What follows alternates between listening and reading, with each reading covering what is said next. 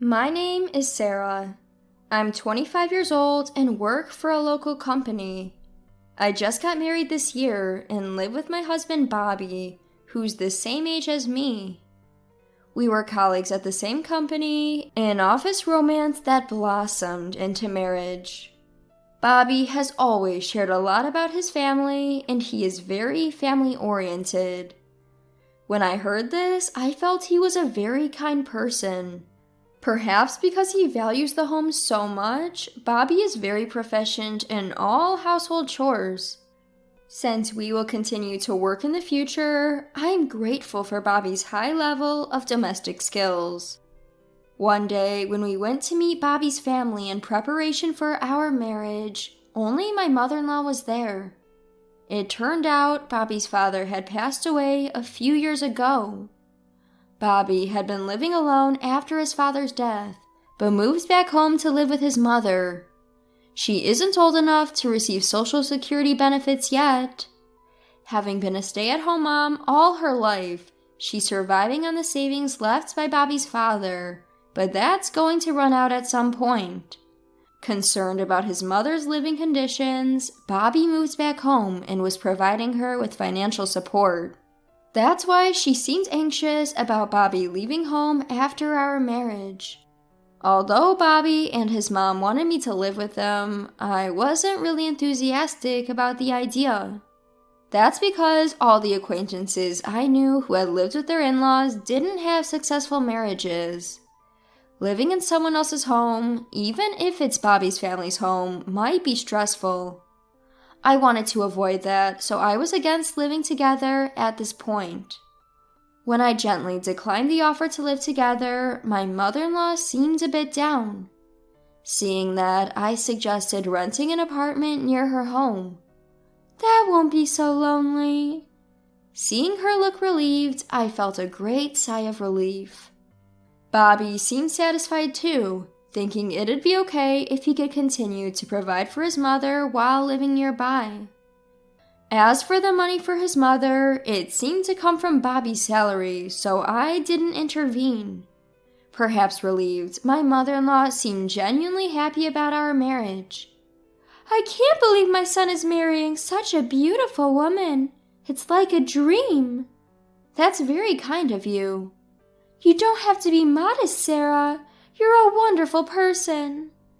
Her words were so direct, I couldn't help but blush. Thinking of her smiling face, I believed happy days were ahead. After we started living in the nearby apartment, my mother-in-law began to visit us often. She would arrive in time for when we returned from work, bringing takeout food with her. She'd come over for dinner 3 or 4 times a week, so we spent half the week eating dinner with her. Cooking after work can be quite tiring, so it was very appreciated to have meals already prepared. However, knowing she was struggling financially, I was a little worried about her frequently buying takeout for us. She said it was okay because she was also eating, but I still felt somewhat guilty. This situation with my mother-in-law lasted for about 6 months, but gradually I began to feel a sense of discomfort. Good evening, Sarah. Aren't you coming home a bit late?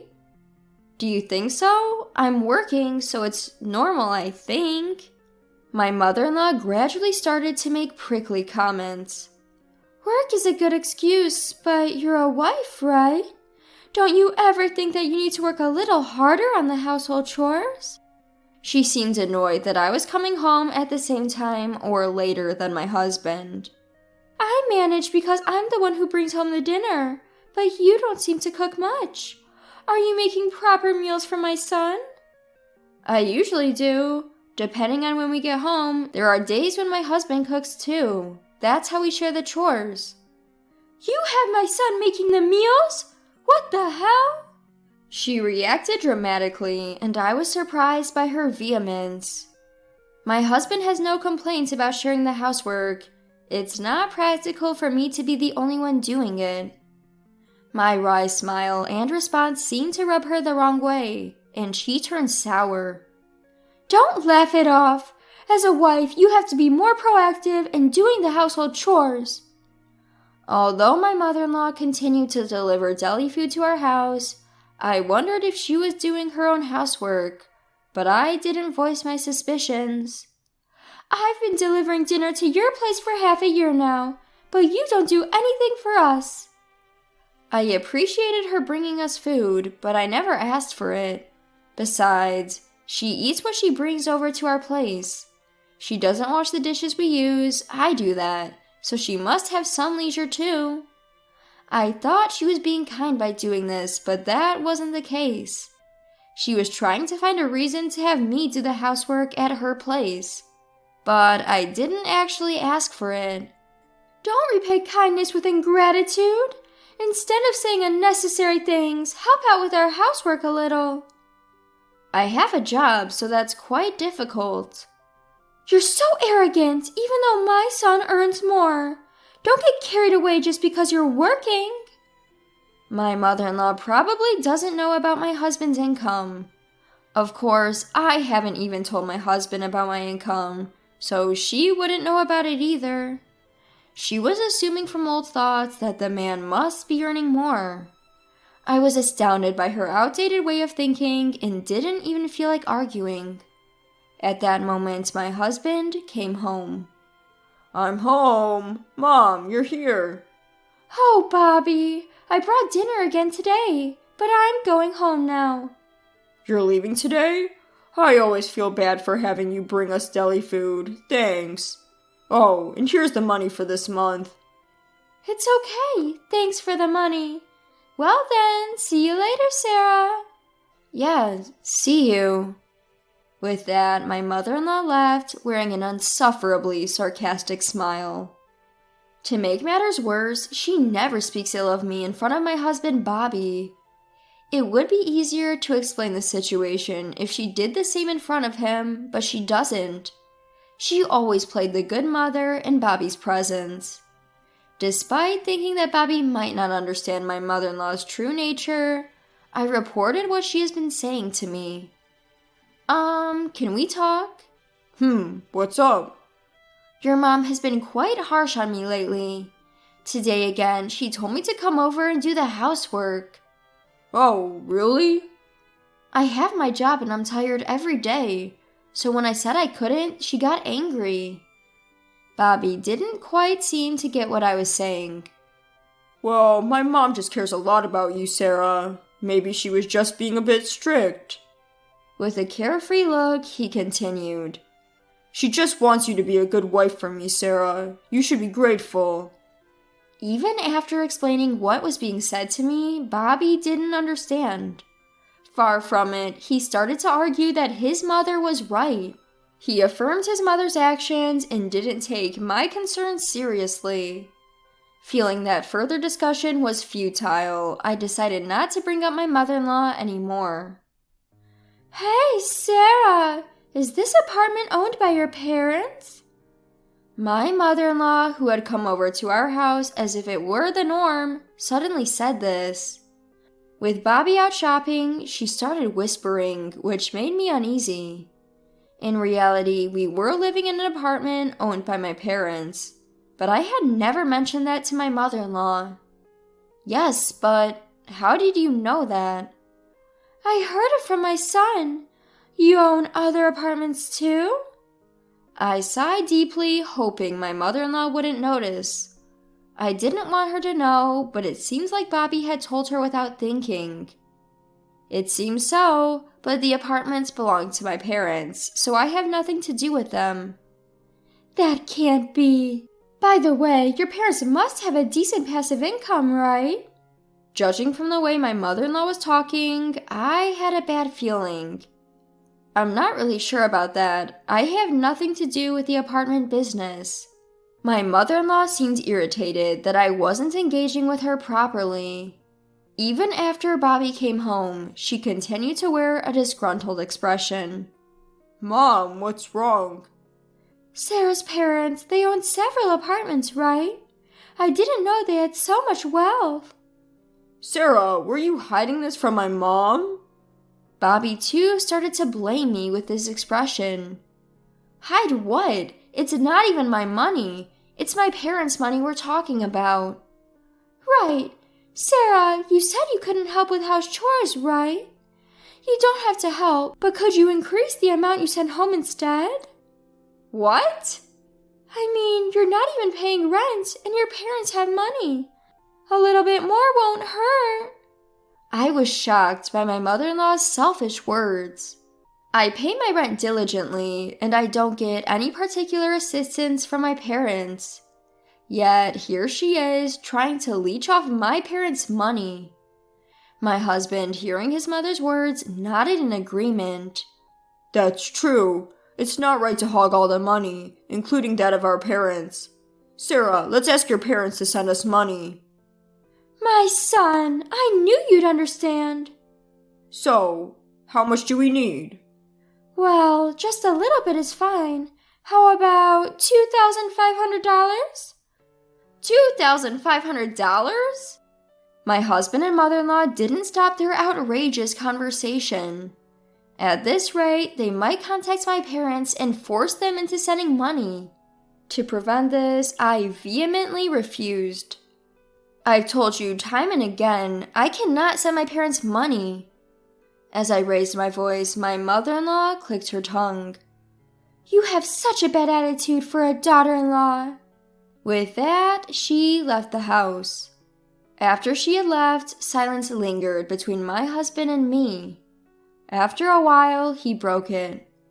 Sarah, don't you think that was a bit harsh towards my mother? Instead of defending me, my husband sided with his mother. Why are you saying this too? It's impossible to think of paying such a large amount every month, right? Depending on my parents' money, the one in the wrong is your mother. Even as I said this, all my husband did was sigh. Try to consider my mom's feelings a little. Anyway, I'm going to bed. With that, he promptly went to bed. After that, my mother-in-law did not visit our house. She probably didn't want to see my face. Instead, she started calling often. The calls were always about sending money. You talked to your parents about sending money, right? I haven't.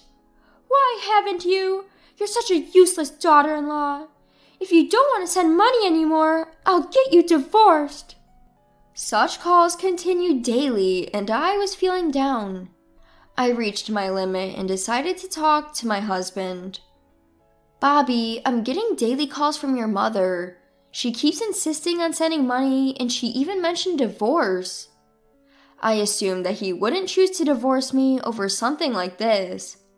But my predictions were completely wrong. For heaven's sake, just give her some money. You're being too harsh on Mom. I can't love someone who can't appreciate my mom. Excuse me? Bobby's response was the polar opposite of what I thought. His words made me come to my senses. I can't love someone who would defend his mother's greedy opinions over his wife. I completely lost all feelings for my husband, who sided with his mother till the end and arranged for a meeting with my mother-in-law. Oh, Sarah dear, calling me over to your house. Is there some good news you want to share? My mother-in-law was beaming, certain that I had decided to give her money. Well, it might be good news for you. I said that and showed her the filled-out divorce papers. I really don't want to send you money, so I'm getting a divorce, just as you said. Bobby said he can't love me anymore, so it's okay, right? What? Also, I'm the one on the lease for this apartment. Please sign the divorce papers quickly and move out. Looking at the divorce papers, their faces turned pale as a sheet. No way! I might have mentioned divorce, but it was a joke. I had no other choice because you were being so stingy. I was kidding too. Don't take it seriously. The two of them, desperate for money, were pathetically making excuses. Not a single apology was directed towards me. I felt nothing for these two who only thought about themselves. I see, but it was you who suggested the divorce, right? I just followed through. As they realized that I was serious about the divorce, the two of them started to get frustrated. All you had to do was cough up the money. I can't stand that self-righteous attitude of yours. Cut it out. Facing the two of them who started shouting, I showed my phone and said, I've recorded everything you've said. I might be able to get some compensation if I take this to a lawyer. Or should I call the police right now? Upon realizing I had evidence, they quieted down instantly. Realizing his fate, Bobby filled out the divorce papers, packed his belongings, and left, never to return to this house again. But my mother-in-law was a different story. After the divorce was finalized, I started living freely. Bobby moved back to his parents' house. My ex-mother-in-law, seemingly desperate for money, started berating Bobby, who divorced me. I sometimes ran into Bobby at work, and he always looked exhausted. She started stuffing my mailbox with papers scrawled with nasty words, and even scratched my apartment door. What is this? I'm sure it's her. I was enraged when I discovered this. The security camera had clearly captured my ex-mother-in-law's harassment. I didn't hold back and reported this to the police, providing the footage as evidence. The police, aware of my ex-mother-in-law's rants at home, promptly issued a restraining order. Of course, I'm also billing her for all the repair costs for the apartment. Living off her husband's savings, my ex-mother-in-law couldn't afford the repair bill and ended up making Bobby pay it. Feeling responsible for the divorce, Bobby is dutifully paying in installments. After this failed marriage, I had been pessimistic about love.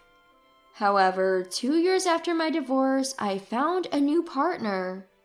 We were dating with marriage in mind, but I didn't want any money-related issues to arise later. Actually, my parents own an apartment building. I don't get any of the money, but my ex tried to force me to give him some, and we ended up getting divorced. Wow, that's something. It belongs to your parents, right? How greedy can someone be? It's good that you got out of there safely. Hearing my current partner's opinion, I feel truly relieved. Not everyone thinks like my ex-husband and ex-mother-in-law. I want to forget those past mistakes and look forward to starting a new chapter in my life.